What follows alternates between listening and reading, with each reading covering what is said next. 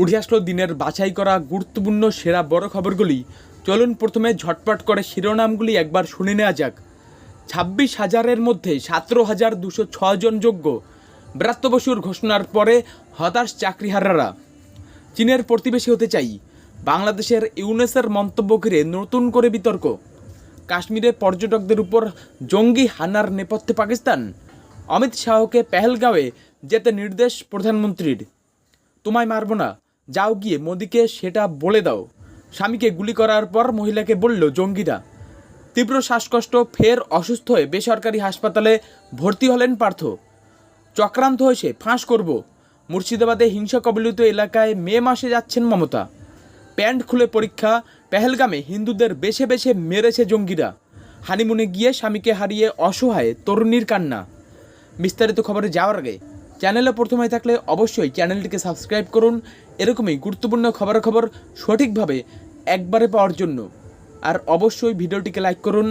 বর্তমান পরিস্থিতি সম্পর্কে আপনার কি মতামত কমেন্টে জানান। নিয়োগ দুর্নীতিতে সুপ্রিম কোর্টের নির্দেশে চাকরিহারা রাজ্যের 26,000 শিক্ষক, শিক্ষিকা আর শিক্ষাকর্মী।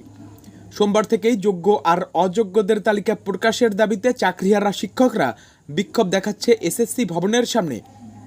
মঙ্গলবার সাংবাদিক সম্মেলনে যোগ্য শিক্ষকদের কথা জানিয়েছেন শিক্ষামন্ত্রী ব্রাত্য বসু।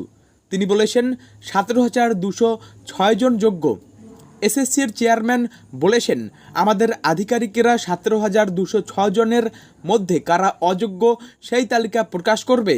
প্রস্তুত হলে সেটি স্কুল শিক্ষা দপ্তরের কাছে পাঠিয়ে দেওয়া হবে।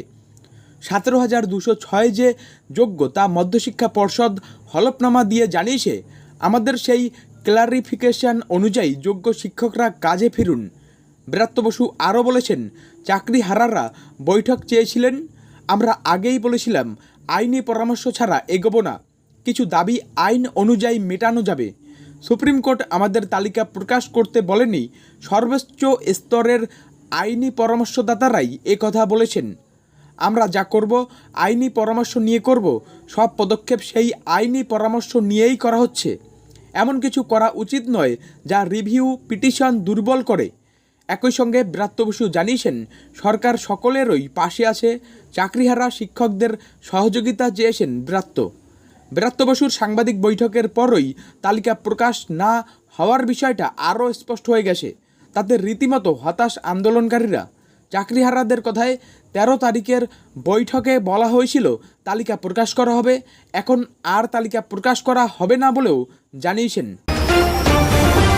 চীনের সঙ্গে সম্পর্ক উন্নয়নের বার্তা দিতে গিয়ে শান্তিতে নোবেলজয়ী অর্থনীতিবিদ মোহাম্মদ ইউনুস এবার সরাসরি সে দেশের ঘনিষ্ঠ প্রতিবেশী হওয়ার ইচ্ছা প্রকাশ করেছেন। এই মন্তব্য ঘিরে নতুন করে বিতর্ক সৃষ্টি হয়েছে। ভৌগোলিকভাবে বাংলাদেশ ও চীনের মাঝে ভারতের উত্তর পূর্বাঞ্চলীয় রাজ্যগুলি অবস্থিত। এই বাস্তবতার প্রেক্ষিতে ইউনুসের এমন মন্তব্যকে অনেকে পরোক্ষভাবে উস্কানিমূলক বলে মনে করছেন। প্রশ্ন উঠছে, বাণিজ্যিক ও কূটনৈতিক সম্পর্ক উন্নয়নের আড়ালে তিনি কি অন্য কোনো বার্তা দিতে চাইলেন? ঘটনার সূত্রপাত সম্প্রতি ঢাকায় চীনের ইউনান প্রদেশের গভর্নর ওয়াং ইউবোর সঙ্গে মুহাম্মদ ইউনুসের এক উচ্চ পর্যায়ের বৈঠক থেকে। সেখানেই ইউনুস বলেছিলেন, এটা কেবল শুরু। আমরা এত কাছাকাছি, তবু এত দূরে। আসুন এই পরিস্থিতি বদলে ফেলি। আমরা আশা করি আপনি আবারও আমাদের দেখতে আসবেন। আমরা ভালো প্রতিবেশী হতে চাই, তবে তার চেয়েও গুরুত্বপূর্ণ খুব ঘনিষ্ঠ প্রতিবেশী হতে চাই। ইউনুসের ঘনিষ্ঠ প্রতিবেশী হওয়ার এই ইচ্ছা প্রকাশ ভারতের কাছে কেমন বার্তা দেবে তা নিয়ে কূটনৈতিক মহলে আলোচনা শুরু হয়েছে। এর আগেও চীন সফরে গিয়ে ইউনুস বিতর্কিত মন্তব্য করেছিলেন। ভূস্বর্গে ভয়াবহ জঙ্গি হামলা, কাশ্মীরে এবার রিসর্টে জঙ্গি হানা। এখনও পর্যন্ত খবর, এই হামলায় নিহত 2 পর্যটক, আহত 10। জানা গিয়েছে বৈশরণ উপত্যকায় জঙ্গিদের এলোপাথারি গুলি চলে। এই ঘটনার পরই এলাকা ঘিরে জঙ্গিদের খোঁজে নিরাপত্তা বাহিনীর তল্লাশি শুরু হয়েছে। জানা গিয়েছে আহত পর্যটকরা রাজস্থানের। এই হামলার নেপথ্যে পাকিস্তানের হাত রয়েছে বলেই সূত্রের খবর। এদিকে কাশ্মীরে জঙ্গি হামলার খবর পেতেই কেন্দ্রীয় স্বরাষ্ট্রমন্ত্রী অমিত শাহের সঙ্গে ফোনে কথা বলেছেন নরেন্দ্র মোদী। কেন্দ্রীয় স্বরাষ্ট্রমন্ত্রীকে সকল উপযুক্ত ব্যবস্থা গ্রহণের নির্দেশ দিয়েছেন প্রধানমন্ত্রী। এমনকি প্রধানমন্ত্রী কেন্দ্রীয় স্বরাষ্ট্রমন্ত্রীকে ঘটনাস্থল পরিদর্শনের নির্দেশও দিয়েছেন।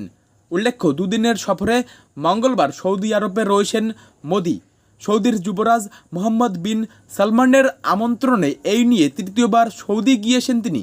সেখান থেকেই তিনি এই নির্দেশ দেন ফোনে, এমনটাই সরকারি সূত্রে খবর।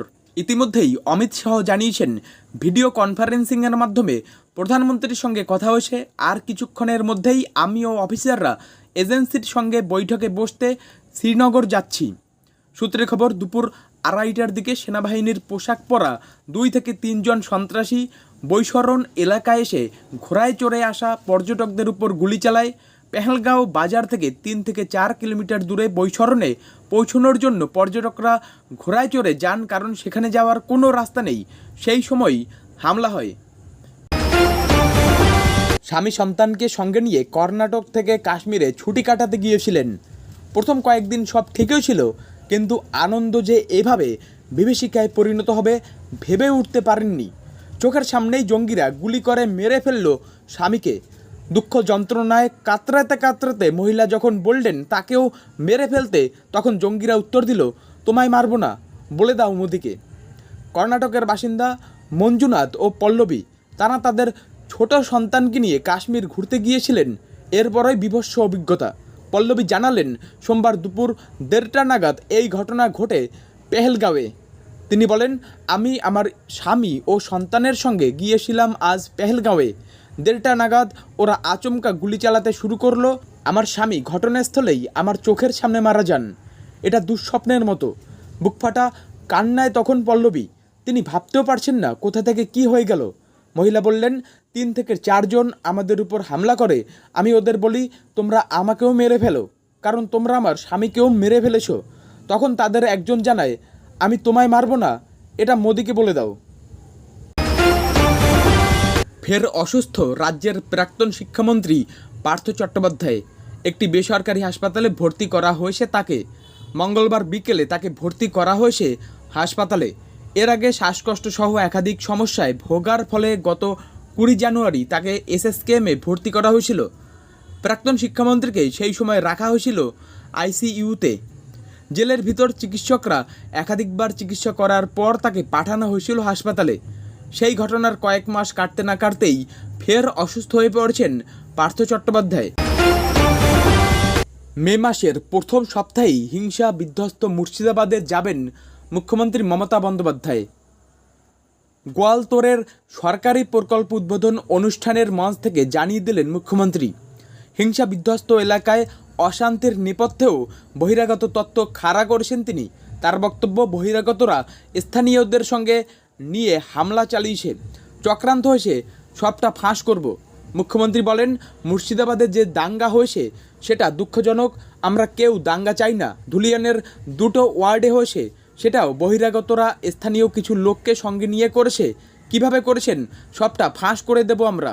কিন্তু মারা গিয়েছেন যারা, তাদের পরিবারকে কথা দিয়েছি 10 লক্ষ টাকা করে দেব।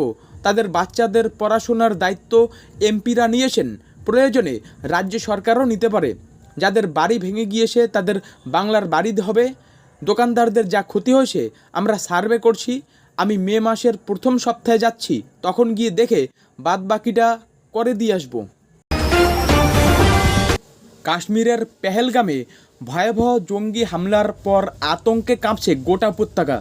পেহেলগামের বৈশরণে যে পৈশাচিক হামলা চালায় জঙ্গিরা, প্রত্যক্ষদর্শীদের মুখে তার বিবরণ শুনে মানুষ কেঁপে উঠতে শুরু করেছে। বৈশরণে জঙ্গিরা যেভাবে হামলা চালায়, সেখানে নাম শুনে পরিচয়পত্র দেখে তবেই পর্যটকদের মারা হয়েছে বলে জানান প্রত্যক্ষদর্শীরা।